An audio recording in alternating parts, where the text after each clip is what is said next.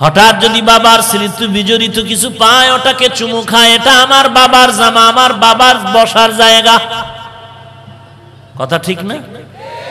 আল্লাহ পাক বলেন, এর গোলাম, আমার সাথে যদি মোলাকাত করতে চাও, জমিনের মধ্যে আমি আল্লাহ এমন একটা জায়গা রাখলাম, ওখানে গিয়া কিছু বরকত নিতে পারো। আমার সাথে ডাইরেক্ট মোলাকাত হওয়ার আগে এটা ইনডাইরেক্ট মোলাকাত হয়ে যাবে।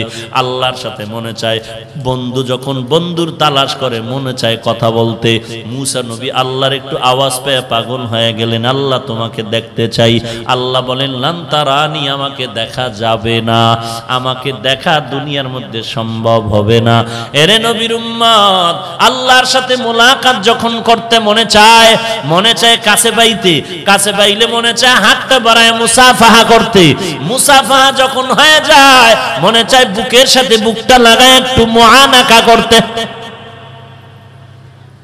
আল্লাহ বলেন, পয়গম্বর উম্মতকে জানায় দেন, আমার সাথে যারা মোলাকাত করতে চাও, নেক আমলের ফ্যাক্টরির মধ্যে ঢুকিয়া বাইতুল্লাহ যাও। ওই বাইতুল্লাহর মধ্যে কিছু জায়গা আল্লাহ স্থান দিয়েছেন, এমন জায়গা যেখানে গিয়া চুমু খাইলে আল্লাহর কুদরতি ভাবে মোলাকাতের সওয়াব হয়ে যাবে। বাইতুল্লাহর দরজার হজরে আসওয়াদ পাথরের মাঝখান মুলতাজামে গিয়া বুকটা লাগাইয়া দাও কাবার দেওয়ালের সাথে বুকটা লাগাইয়া হাজী সাহেবরা চিৎকার করে কান্না করে আল্লাহর সাথে মোলাকাতের। বলে আল্লাহর সাথে বুক লাগানোর যেই মোহাব্বত, যেই বরকত, ওই বাইতুল্লাহর দেওয়ালের সাথে লাগানো মাত্র আল্লাহ সে বরকত দিয়া দিবে। ইব্রাহিম এবার দৌড়াচ্ছে বাইতুল্লাহ দেখার জন্য। কই সেই আল্লাহর ঘর? আল্লাহকে তো দেখতে পারি না, আল্লাহর ঘরটা একটু দেখে তৃপ্তি নেই। আল্লাহর বান্দা দৌড়ায় আল্লাহর ঘর দেখার জন্য। কি আশ্চর্য ঘটনা! বাইতুল্লাহর মানুষকে জিগায় জিগায় যখন গেলেন, বাইতুল্লাহ কোথায়, বাইতুল্লাহ কোথায়, আরেকটু সামনে যাও। বাইতুল্লাহর কিনারায় গিয়ে দেখে বাইতুল্লাহর মেন জায়গার মধ্যে বাইতুল্লাহ দেখা যায় না। বয়ান করলেও মুসিবত। ছিদ্রান্বেষণকারী মুনাফিকেরা তো এগুলো নিয়ে বাজে মন্তব্য করে উম্মতের মাঝে ফাটল সৃষ্টি করে। কারণ এই মুনাফিকরা তো মারেফত বুঝে না, আল্লাহর পরিচয় কি বুঝে না, বুঝার চেষ্টাও করে না, বরং বিরোধিতা করে, মানুষকে বাজে কথা বুঝায়। মারেফত বুঝে না, তাকওয়া বুঝে না, পীর মুরিদি বুঝে না, তাজকিয়া নফস বুঝে না, বিরোধিতা করে। খাজা মঈনুদ্দিনকে গালি দেয়, বড় পীর আব্দুল কাদের জিলানীকে গালি দেয়, আশরাফ আলী থানবীকে গালি দেয়, হাজী এমদাদুল্লাহ মুহাজিরে মক্কিকে গালি দেয়। কি বলবো, এমন এক যুগ আমরা অতিবাহিত করতেছি, ভবিষ্যতে কি হবে আল্লাহ ভালো জানেন। বয়ান তো সবাই করে, কারো বয়ানের মধ্যে মানুষের চিৎকারের আওয়াজ, কান্নার আওয়াজ, আর কারো বয়ানে কান্নার খবরও নেই। কারণটা কি? একই বয়ান কোরআন হাদিস থেকে। ব্যাপারটা কি?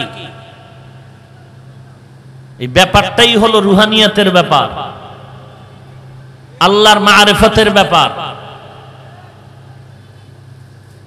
এগুলো না বুঝার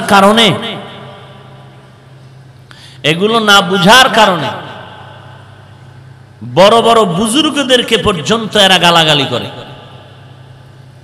যাদের তাহাজ্জুদ কাজা হয়নি এমন বুজুর্গকে এরা গালি দেয়। কত বড় ধৃষ্টতা! শুধু তাই কি, এরা ওমরে ফারুক পর্যন্ত গালি দেয় যে ওমরে ফারুক রাদিয়াল্লাহু তাআলা আনহু বেদাতি। নিজের স্বার্থ সিদ্ধি করার জন্য। কি বলবো, বাইতুল্লাহ জাগায় নাই, গেল কই? বাইতুল্লাহর খবর নাই। ইব্রাহিম তালাশ করে কই বাইতুল্লাহ, খুঁজে পায় না বাইতুল্লাহ। বাইতুল্লাহ জায়গায় নাই বলে একটু দূরে মনে হয়, একটু চতুর্দিকে ঘুরতেছে তাকায় দেখে বাইতুল্লাহ সামন দিকে আগাচ্ছে আর পেছনে পেছনে একজন আল্লাহর বান্দি হাঁটতেছে। ওই বান্দি বসরা এলাকার নাম হলো রাবেআ বসরিয়া, আল্লাহর একজন খাঁটি বান্দি। রাবেআ মহিলা মানুষ, বাইতুল্লাহ আগাচ্ছে, পেছনে রাবেআও আগাচ্ছে। ইব্রাহিমকে দেখা মাত্র রাবেআ কয়, রে ইব্রাহিম, তুমি ওই বাদশাহী ছেড়ে এখানে আসছো কেন? ইব্রাহিম বলে, কে তুমি? আমাকে কেমনে চিনলা? বলে, আমি বসরা এলাকা রাবেআ। বলে, কাবা তোমার দিকে কেন, আমার দিকে না কেন? বলে, রে ইব্রাহিম, বুঝবা না, তুমি বাইতুল্লাহর পাগল আর আমি রাবেআ হলাম বাইতুল্লাহর মালিকের পাগল। या इलाही मुझसे मुझको दूर कर, ताके देखो मुझ में तुझको एक नजर।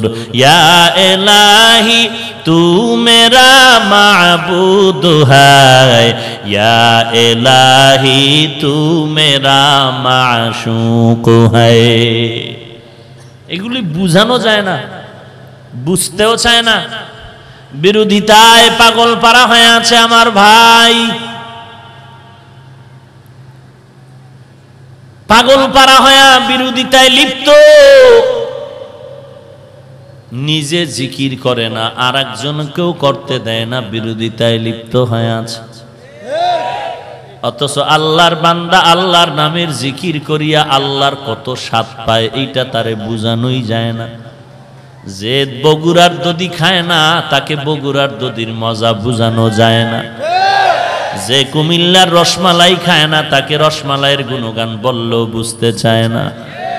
ওরে যেই বান্দা মাওলার জিকির করে মজা পায়, ওই মজার কথা আর একজনকে বুঝানো যাবে না।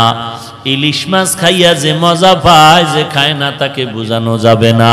আল্লাহর মারিফতের মধ্যে কি মজা, এই মজা হাজী এমদাদুল্লাহ মুহাজিরে মক্কি বুঝে, ওই অন্যরা বুঝে না। রশিদ আহমদ গাঙ্গুহি রহমাতুল্লাহ আলাইহি সারা বুঝতে চায় না।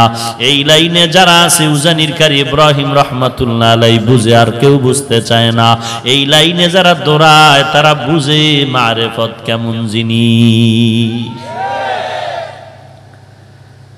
কেমনে বুঝাইতাম? পটিয়া মাদ্রাসার বাণী মুফতি আজিজুল হক রহমাতুল্লাহ আলাইহি জবরদস্ত বুজুর্গ, মানুষের সামনে স্টেজে বসে নাহমাদুহু বলা মাত্র ময়দানে লাফালাফি শুরু হয়ে যেত।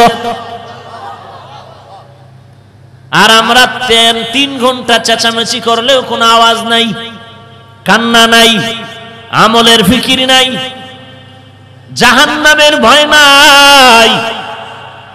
আর পটিয়া চট্টগ্রাম মাদ্রাসার বাণী মুফতি আজিজুল হক রহমাতুল্লাহ আলাইহি স্টেজের মধ্যে বসে যদি যখন বলতেন নাহমাদুহু, টান দেওয়া মাত্র ময়দানের মধ্যে পরিবর্তন শুরু হয়ে যাইত।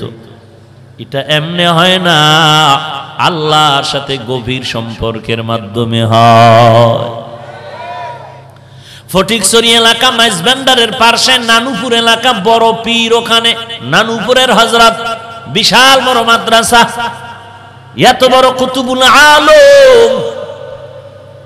আল্লাহর বান্দা যখন পানির পুকুরের কিনারায় বসে আল্লাহর নামের জিকির শুরু করছেন, লা ইলাহা বলে যখন ডান দিকে মাথাটা ঘুরাইছেন, ইল্লাল্লাহ বলে যখন বাম দিকে ধাক্কা দিলেন, নদীর পানি ডান দিকে উঠে আবার ইল্লাল্লাহর সাথে বাম দিকে চলে গেল।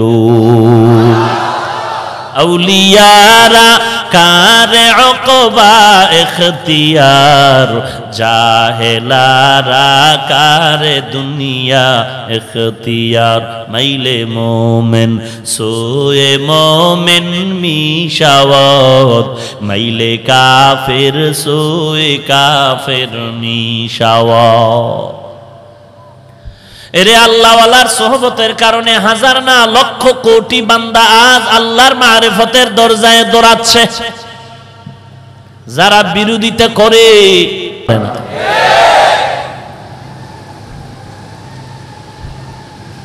কি অবস্থা, কি বয়ান শুনবেন আর কি করব। 1.5-2 ঘন্টা বয়ান শুনে বাসায় গিয়ে আবার তাদের ইউটিউবের বয়ান শুনবেন, সব জগা খিচুড়ি বানায় ফেলাইবেন। যে হাফিজুর রহমান যা বললো তাও তো খারাপ না, এরা যা বলেও খারাপ না, এগোটা খারাপ না কেন? ডক্টর, এত বড় দামি হুজুর, এদের কথা তো ফালায় দেওয়ার মতো না। 2-3 দিন টেনশনে পড়ে যায়, কি করবে কি করবে, ওদিকে না এদিক, সেদিক না এদিক, একটা ধান্দায় পড়ে থাকে 3-4 দিন। এরপরে খুঁজতে থাকে কারে জিগাই কারে জিগাই কারে জিগাই।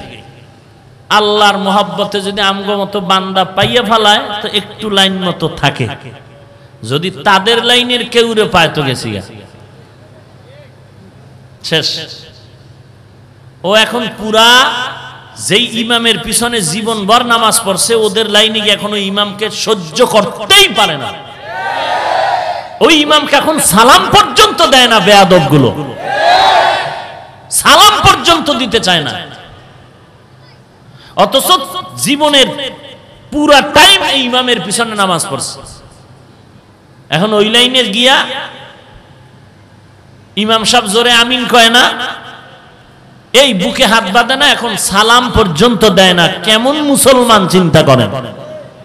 সালামটা দিতে চায় না, লজ্জায় পড়ে কোথাও ঠেকলে তখন দেয়, তাও আসতে। এই মুসলমানের অবস্থা। বিপদ তো আর এমনি আসে না কপালে, আমাদের হাতের কামাই করা।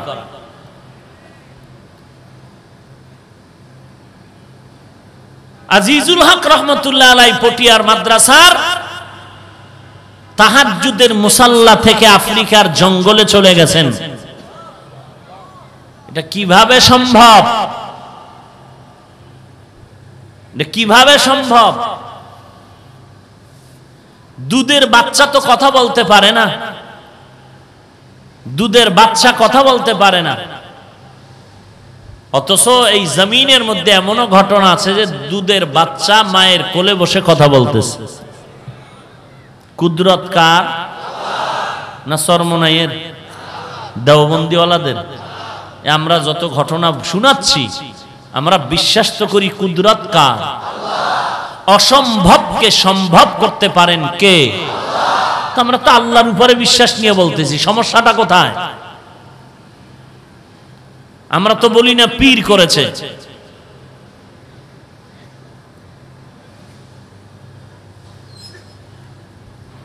আল্লাহ সব ভাইকে হেদায়েত দান করুন।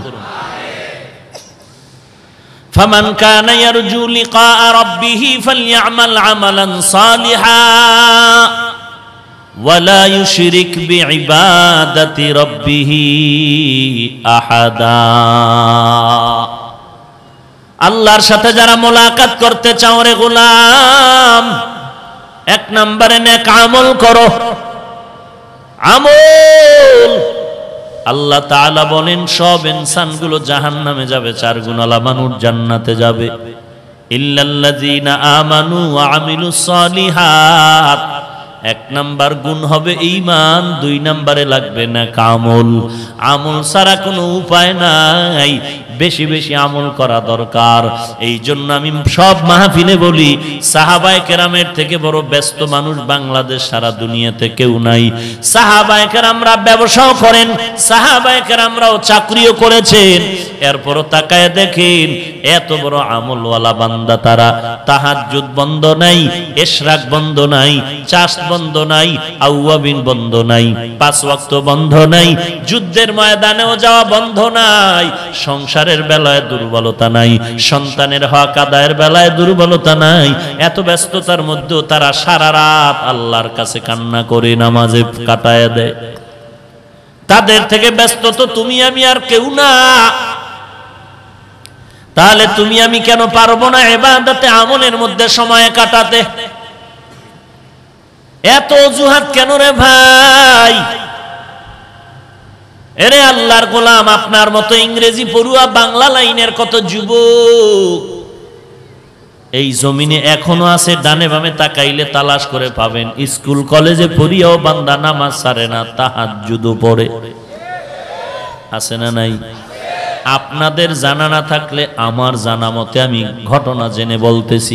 আপনার মতো যুবক তাকায় দেখেন, কর্মচারী শ্রমিকের কাজ করে, এক ওয়াক্ত নামাজ বাদ দেয় না, জিকির বাদ দেয় না, তাহাজ্জুদ বাদ দেয় না, আল্লাহওয়ালাদের সোহবত বাদ দেয় না।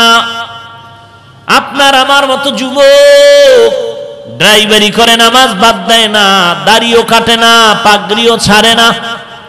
আপনার আমার মতো যুবক র্যাব, আর্মি, পুলিশ, বিডিআরের চাকরি করে, দাড়িওয়ালা নামাজি আছে না নাই? আপনার আমার মতো যুবক কোটি টাকার ব্যবসা করে, একটা টাকাও হারাম খায় না, এরকম আছে না নাই? ফালইয়ামাল আমালান সালিহা, নেক আমল করো হে গোলাম। এই নেক আমলের মধ্যে কিছু আছে ফরজ, আবার কিছু আছে নফল। ফরজ আমল তো করতেই হবে, বাধ্যতামূলক বাদ দেওয়া যাবে না। আবার নফল ইবাদত করা লাগবে।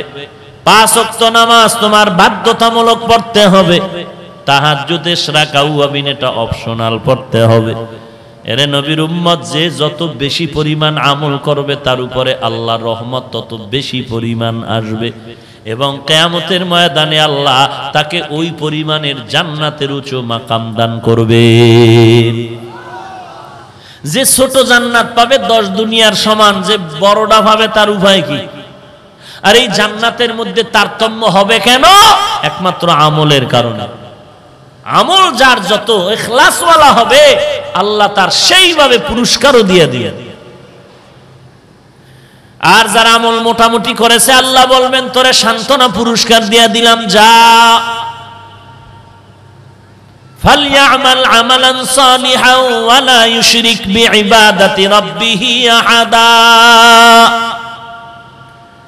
নেক আমলের এত দাম, এত দাম। আমলটা আমলের মতো হবে। কেমন আমল? বলে আল্লাহর জন্য হবে, তরিকা থাকবে নবীর, আর কারো তরিকা না। এখন নবীর তরিকা আপনি নামাজ পড়বেন, নবীর তরিকায় তো বুকে হাত বাঁধার কথাও আছে, নাবিতেও হাত বাঁধার কথা আছে। যদি কেউ বুকে বাঁধে সে নাবির হাতের হাদিসটা মানল না। মানলো তো কি করবে সে? 2 রাকাত নামাজে একবার বুকে, একবার নাবির নিচে, এভাবে খালি আপ ডাউন করবে, দোনো হাদিস মানবে। ইমামে আজম আবু হানিফা বলে না না, নামাজটা একটা চালাকি করার জায়গা না, নামাজ একটা মাস্তানি করার জায়গা না। নামাজের মধ্যে যদি নবীর হাদিস মতো আমল করতে চাও, তুমি নিজে পুরুষের বুকের উপরে না বেঁধে নাবির নিচে হাত বেঁধে নামাজ পড়ো, আর তোমার স্ত্রী, তোমার মা, তোমার বোনের বুকের উপরে হাত বেঁধে নামাজ পড়বে। কিয়ামতের দিন সাক্ষী হয়ে যাবে নবীজি আপনার পুরা হাদিস আমরা নিজের ঘরের মধ্যে আমল করেছি।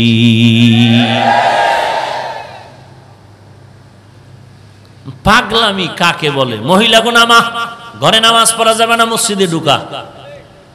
এই পারাপারি লাগছে মহিলাদেরকে মসজিদে ঢুকাও।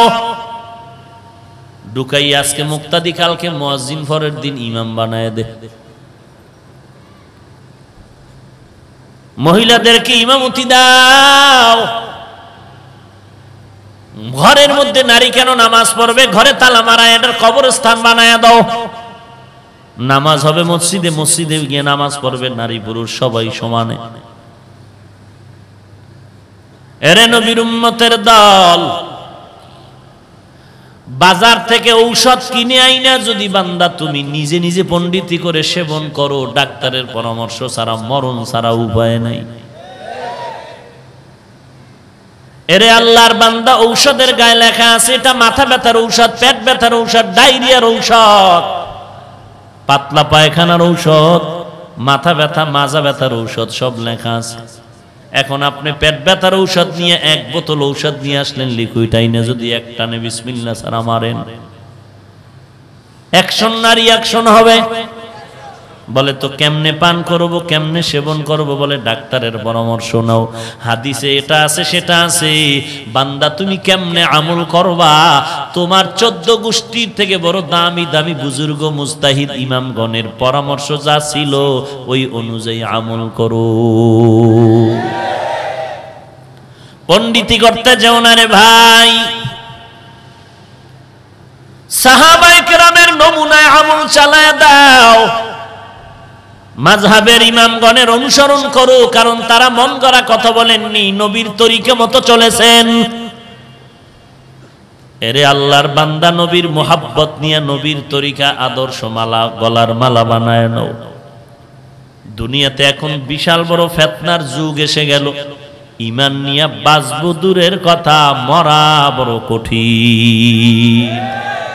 ঈমান নিয়ে কবরে যাওয়া কঠিন হয়ে যাচ্ছে। ভাইরা আমার, আল্লাহ পাক বলেন আমার মোলাকাতের জন্য 2টা কাজ করো। 1 নম্বরে নেক আমল, 2 নম্বরে শিরিক করা যাবে না। শিরিকের ব্যাপারে আমি ভিন্নভাবে বয়ান করেছি, আজকে ওদিকে আর যেতে চাই না। আল্লাহর মতো আরেকজন কাউকে মনে করার নাম শিরিক। আল্লাহর গুণের মতো আরো কারো গুণ আছে মনে করার নাম শিরিক। এই শিরিক গুনাহ মাফ হবে না। আল্লাহর কাছে ক্ষমা চাও, আল্লাহ শিরিকের গুনাহ থেকে আমাদের হেফাজত করো। নেক আমল, 5 ওয়াক্ত নামাজ পড়া, নেক আমল রোজা রাখা, নেক আমল জিকির করা, নেক আমল কোরআন পড়া, নেক আমল মানুষের দান সদকা করা, নেক আমল আল্লাহর জন্য নবীর তরিকায় যা করবেন সব নেক আমল। ব্যবসা করবেন তাও নেক আমল, দান করবেন তাও নেক আমল, একজন গরিবকে টাকা ধার দিবেন তাও নেক আমল। আজকে ধার কমে যাচ্ছে, বলে টাকা ধার দেওয়া যাবে না, সুদে নাও। আছে না নাই? ধার না, সুদে নাও। 20,000 লাগবে, 25,000 দাও। 50,000 নিয়ে আমাকে 75,000 টাকা দাও। মানুষ নিরুপায় হইয়া, গরিবেরা তখনও কান থেকে নিতে গিয়া আমও যায়, সালাও সব শেষ। মারাত্মক গুনাহ, সুদের গুনাহ। যারা দেয়, যারা নেয়, যারা সাক্ষী, 3 দল আপন মায়ের সাথে জিনা করতেছে। 3 দল, যারা দেয়, যারা নেয়, যারা সাক্ষী, এরা 3 দল মায়ের সাথে জিনার গুনাহ করতেছে, আপন মায়ের সাথে। এদের কোন আমল কবুল হবে? অতএব সুদের চাকরি, সুদের ব্যবসা যদি ছাড়তে না পারেন, নামাজ কবুল হবে না, রোজা কবুল হবে না, তেলাওয়াত কবুল হবে না, দান সদকা কবুল হবে না। আপনি অসুই না কি করবেন চিন্তা করেন। যদি মনে করেন জাহান্নামের আযাব সহ্য করতে পারবেন না, হাসরের ময়দানে কি আপনি উঠতে চান যে মায়ের সাথে জিনাকারী হইয়া উঠবেন? এমন যদি না চান, তওবা করেন। রিজিকের মালিক আমার আল্লাহ, হায়াতের মালিক আল্লাহ, ইজ্জতের মালিক আল্লাহ, আল্লাহ হেদায়েতের মালিক আল্লাহ, সম্মানের মালিক আল্লাহর উপরে ভরসা করে চলো। ইনশাআল্লাহ একটু কষ্ট হলেও দেখবা শান্তির দরজা খুলে যাবে। 1 টাকাও হারাম খায় না, কোটিপতি নাই। এরে আল্লাহর বান্দা, গরিব তোমার মতো কত গরিব আছে, ড্রাইভারি করে 1 টাকাও হারাম খায় না, কোমরে গামছা বান্ধিয়া ড্রাইভারি করে, রিকশা চালায়, নামাজের সময় নামাজ পড়ে, রাতের বেলা সেজদায় পড়ে কান্না করে, মালিক মেহেরবানি করে অল্প কামাইয়ের মধ্যে তুমি বরকত দিয়া দাও। বুঝেন না? মসজিদের ইমাম সাহেব, মুয়াজ্জিন সাহেব বেতন পায় মাত্র 5,000, 7,000, 10,000, গ্রাম অঞ্চলে আরো কম। এরপর বাকির কোনো সীমানা নাই। 11 মাস, 9 মাস, 6 মাস বাকি। দেখো তাকাইয়া 3,000 টাকা, 5,000 টাকা বেতন পাইয়া, ইমামের ঘরে সন্তান বেশি, বউ সহ, এদের খানাও বন্ধ নাই। 5,000 টাকা বেতন, 10,000 বেতন, 5-7 মাস বাকি, কোনো চিল্লা পাল্লাও নাই, কমিটির সামনে কোনোদিন অভিযোগও নাই। দিলেও আলহামদুলিল্লাহ, না পাইলেও আলহামদুলিল্লাহ। আর আল্লাহর বান্দা দুনিয়ার লাইনে যারা দৌড়ায়, ডান হাতে বেতন পায় 50, বাম হাতে আরো 50। এরপর গিয়ে দেখবেন বটগাছ তলায় বিড়ি টানে আর টেনশন আছে না নাই? কি ব্যাপার তুমি এখানে কেন? টেনশন দূর করি বিড়ির মাধ্যমে। কিসের টেনশন তোমার? লক্ষ লক্ষ টাকা। বলে এই টাকার চাকায় তো আমাকে ফান্দে ফালায় দিছে, বাঁচার কোনো উপায় নাই। কারণ আমার টাকা যা কামাইছি সরকারের ধোঁকা দিয়েছি, সরকারের টাকা চুরি করেছি, জনগণেরটা করেছি, করেনি? জনগণের টাকা চুরি করলাম, সরকারেরটা করলাম। তো এত মানুষের বরদোয়ায় শান্তি পায় কিভাবে? গরিবের বেতন দেয় না, গরিব কান্না করেছে, চোখের পানি আল্লাহর কাছে কবুল হয়ে গেল। ওই চোখের পানির অভিশাপে বান্দা পড়ে এখন আর এমন আনন্দের ঈদ তার মনে আনন্দ নাই। আর আল্লাহর দেওয়া আসমানি অসুস্থতা তো আছেই। রোগ আর রোগ, এত রোগ, শরীরের প্রত্যেকটা জোড়ায় জোড়ায় রোগ আর রোগ, মারাত্মক রোগ। ডাক্তার বলে এই রোগের চিকিৎসা ঢাকায় হবে না, ইন্ডিয়া চলে যাও। অতএব শান্তি টাকা দিতে পারে না, পাঁচতলা বিল্ডিং শান্তি দেওয়ার মালিক না, শান্তি দেওয়ার মালিক হলেন আমার আল্লাহ। আল্লাহর পক্ষ থেকে যদি বান্দা শান্তি চাও, টাকা লাগবে না, পয়সা লাগবে না, আল্লাহর অর্ডার মতো ইবাদত করো, নেক আমল করো, নবীর তরিকা মতো চলো, দেখবা তোমার টিনের ঘরে শান্তি। فمن كان يرجو لقاء ربه فليعمل عملا صالحا ولا يشرك بعبادة ربه أحدا। এরে আল্লাহর গোলাম, এরে যুবক, আল্লাহর মোহাব্বত নিয়ে চলো। আমরা যারা মাদ্রাসায় লেখাপড়া করলাম, যারা মাদ্রাসায় পড়ে নাই কিন্তু মাদ্রাসাওয়ালাদের সাথে সম্পর্ক করে, নামাজ পড়ে, পর্দা করে, সন্তানগুলো মাদ্রাসায় পড়ায়, বলো তোমার চোখের সামনে কোনো কোরআনওয়ালা, টুপিওয়ালা, নবীর আদর্শওয়ালারা না খায়া আছে নাকি? অসম্মানে আছে নাকি? এরে আল্লাহর বান্দা, তুমি নিজেই দেখতেছো কোরআনওয়ালা, নবীর আদর্শওয়ালা কেউ অশান্তিতে নাই, অসম্মানে নাই। তাহলে তুমি কোন ধান্দায় পড়েছো? তুমি যেই আশায় ঘুম নষ্ট করতেছো, সে আশা পূরণ হওয়ার আগে মরণ এসে যেতে পারে। ওই আশায় ঘুরিও না রে ভাই। কে জানি একজনের লোভ দেখাইছে, বেটা অমুক জায়গায় পিলার পাওয়া গেছে, পিলার। ওই পিলার মানে কোটি কোটি টাকা দাম। এর একটু যদি চিমটি দেই, তুই ধামাধাম বাংলাদেশের অর্ধেকের মালিক হয়ে যাবে। তাই নাকি? বলে অবশ্যই, কোরআন মাথায় লইয়া কইতেছি। ধান্দায় ফালাইয়া বলে কিছুদিন পরে বলে ওই পিলারের কাছে যাইতে, ওই পিলারটা গবেষণা করে, আমার অনেক ডাক্তার গবেষক আছে, এদেরকে দিয়া লাইনে আনতে, গোপনীয়তা রক্ষা করে তোর পর্যন্ত আনতে 20 লাখ টাকা লাগবে, 10 লাখ তুই দে, আমি দি 10। কপাল পড়লে আর কি করা? বুঝেন না? কি বুঝেন? কেসি কথা কন না কেন? কি বুঝেন? ওর গোষ্ঠী শুদ্ধা ফকিন্নি হইয়া রাস্তায় ল্যাংটা হয়ে ঘুরতেছে। শেয়ার বাজার, কত মানুষ মরিয়াই গেল, স্টক করে মারা গেল। দুনিয়াতে থেকে লাভ কি? কিসের ধান্দা? ওই টাকা দিয়া লাভ কি? যেই টাকা আমাকে জেলখানায় নিবে। ওই বাড়ি দিয়া লাভ কি? যেই বাড়ির কারণে আমাকে জেলখানায় যেতে হবে। ওই টাকার উপরে লাথি মারি, ওই টাকাই আমার কপাল খুলে দিবে। যেই টাকা, যেই বাড়ি আমাকে সবার কাছে সম্মানের পাত্র হিসাবে উপস্থাপন করে দিবে, তাতে আমার টিনের ঘরই ভালো, খেরের ঘর ভালো, দিন আনি দিন খাই ভালো, কোনো টেনশন দুনিয়াতেও নাই, আখেরাতেও নাই। যদি আমল করতে পারি তো ধনী লোকের 500 বছর আগে জান্নাত। কারণ ধনী লোকের মাল বেশি, হিসাব বেশি, জান্নাতে যাইতে সময় লাগবে। গরিবের কোনো মাল নাই, হিসাব নাই, তাড়াতাড়ি জান্নাতে যাও। খালি বড় লোক কেমনে হবে, বড় লোক কেমনে হবে, এই ধান্দা ধান্দা ধান্দা, মাথা গরম এই বড় লোক হওয়ার জন্য। তো যে আশায় ঘুম নষ্ট করতেছ, এই আশা পূরণ তোমার হবে না, কারণ সবার কপালে এই চাঁদ আসবে না। কারণ ধনী বানানোর মালিক কে? আল্লাহ মালিক। অতএব টাকা পয়সা রহমত, বাড়ি গাড়ি রহমত, যদি সেটা উপার্জন হয় হালাল ভাবে, ব্যয় হয় হালাল ভাবে। কথা বুঝাইতে পারলাম?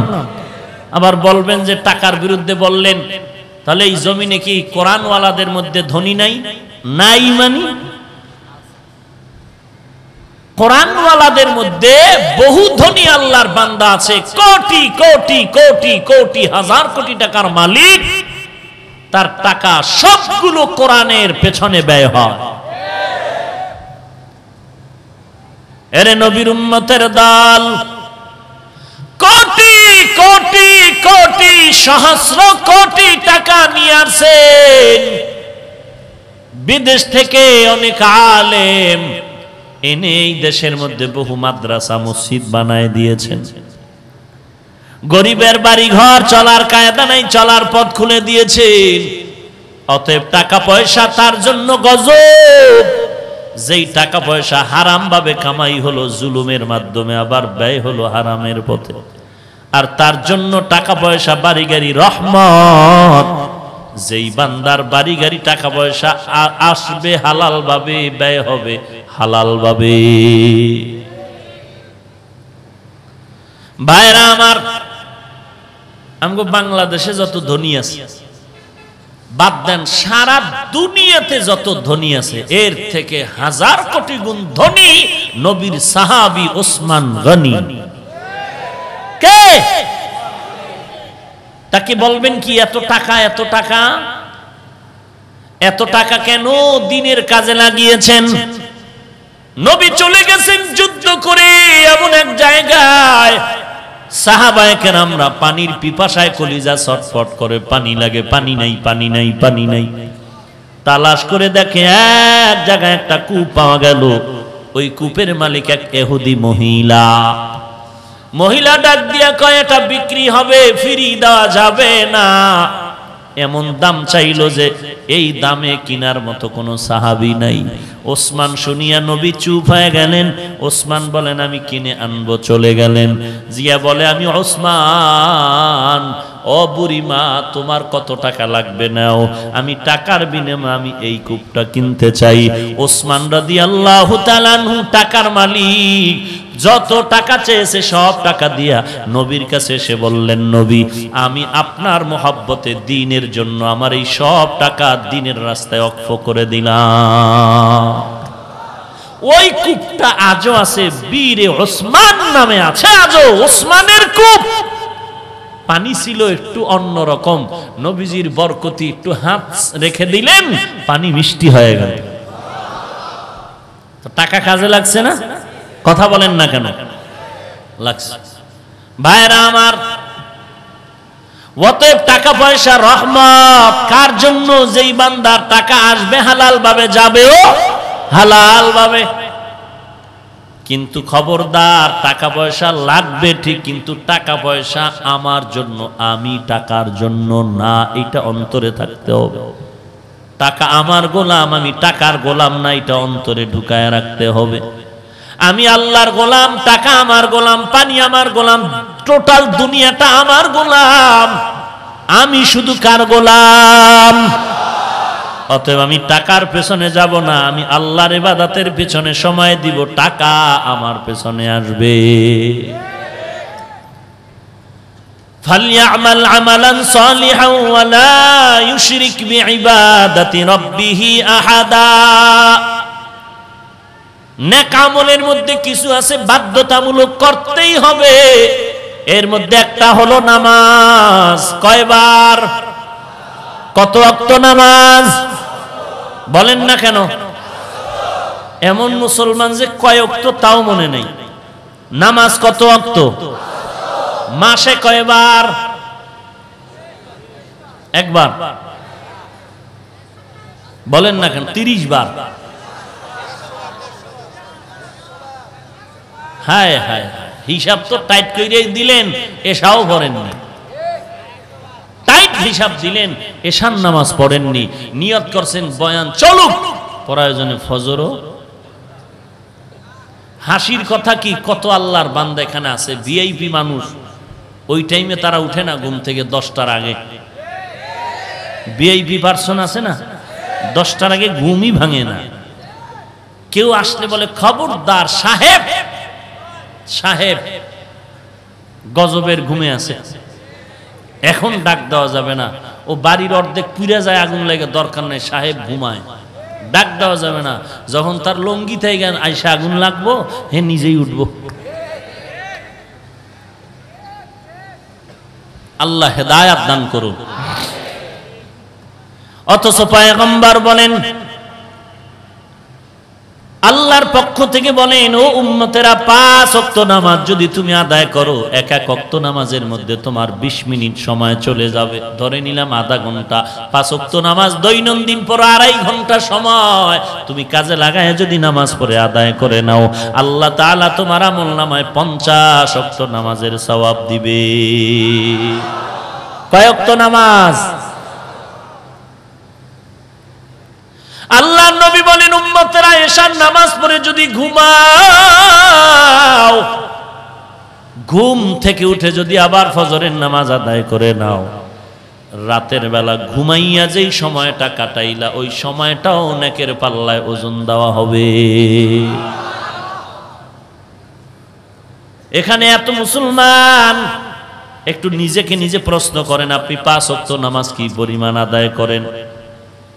এরপরে নামাজটা নামাজের মতো পড়েন কিনা, এটা হলো দ্বিতীয় কথা। ঠিক মতো নামাজ পড়বেন, গুনার আকর্ষণই তো ভেতরে থাকবে না যদি নামাজটা নামাজের মতো হয়। আল্লাহর মোহাব্বত নিয়ে নেক আমল করতে হবে। বাধ্যতামূলক 5 ওয়াক্ত নামাজ, রমজানের রোজা বাধ্যতামূলক রাখতে হবে, বাদ দেওয়ার কোনো কায়দা নাই। আর দৈনন্দিন যে বাধ্যতামূলক নেক আমলের মধ্যে হলো 5 ওয়াক্ত নামাজ, আর দৈনন্দিন সেকেন্ডে সেকেন্ডে সেকেন্ডে বাধ্যতামূলক যে আরেকটা নেক আমল, সেটা হলো পর্দা রক্ষা করা। শুধু শালীর সাথে না, বুঝেন নাই? আর সবার সাথে পর্দা হবে। শুধু শালীর সাথে হবে না, বেআইনের সাথে হবে না, মামতো ভাই, চাচতো ভাই, চাচতো বোন, খালাতো বোন, ফুফাতো বোন, এদের সাথে পর্দা লাগবে না। ভিতরে সব সদরঘাট, উপরে দিয়ে বাউন্ডারি দিছে। কি ব্যাপার, এত বড় বাউন্ডারি? পর্দা। ভিতরে সদরঘাট বানায় লাইছে। অথচ যার সাথে দেখা দেওয়া জায়েজ নাই, একবার দেখা দিলে একটা কবিরা গুনাহ, নিম্নে 7000 বছর জাহান্নাম তার শাস্তি। আজকে এই বেপরদার কারণেই তাজা তাজা প্রাণ চলে যাচ্ছে কবরের দেশে। আল্লাহ হেদায়াত দান করুন। দৈনন্দিন যেই বাধ্যতামূলক নেক আমলের মধ্যে 1 নম্বরে নামাজ, এরপরে কি? পর্দা। আসেনি পর্দা? খবর নেই। আমি মাঝে মাঝে বলি, কে কি পরিমাণ পর্দা করে আর কে কি পরিমাণ হজ করে, টের পাওয়া যায় হাজী সাহেবের মাইয়া ভোলার বিবাহের সময়। কি পরিমাণ ইমানের পাওয়ার টের পাওয়া যায় কোন সময়? মেয়ে ছেলের বিবাহের সময়। 3 বেলা খানার টাকা নাই, বিবাহের গেট সাজাইছে 13টা।